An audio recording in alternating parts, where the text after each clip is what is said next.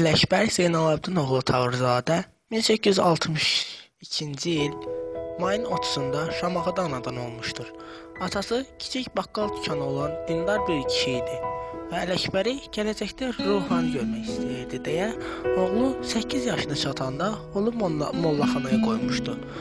12 yaş olanda isə Sabir sonra məşhur şeir Seyid Əzimin açdığı yeni üsullu məktəbə keçmişdi. Müəllimi Ələkbərə fars dilindən şeirlər tərcümə etdirir, sonra bu tərcümələri oxuyub ona məsləhətlər verir, yaradıcılıq həvəsini artırır.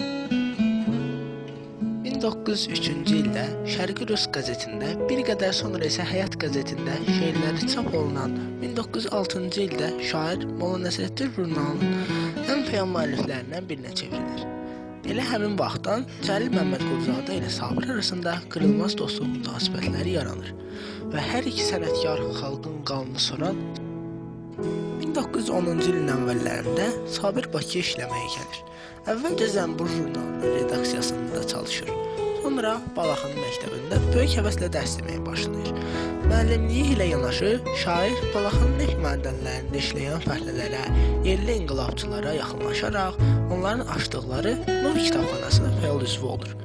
1911-ci ilin iyulun 12-sində həyatının və yaradıcılığının ən parlaq bir vaxtında Sabir ağciyər xəstəliyindən vəfat edir və dünyaya göz açdığı Şamaxıda 7 günbəz qəbristanında dəfn olunur. Sabirin xatirəsinə hörmət əlaməti olaraq vəfatından bir il sonra 1912-ci ildə həyat yoldaşı və dostları Abbas Səhət və Mahmud Bəyovun səyi nəticəsində Hübabnamə adı ilə şeirləri çap olunur. 2 il sonra isə xalqın iyanəsi ilə Hübabnamənin ikinci mükəmməl nəşri işığı görür. Allah rəhmət eləsin. Millət necə tarac olur olsun nə işim var. Düşmənlərə möhtac olur olsun nə işim var.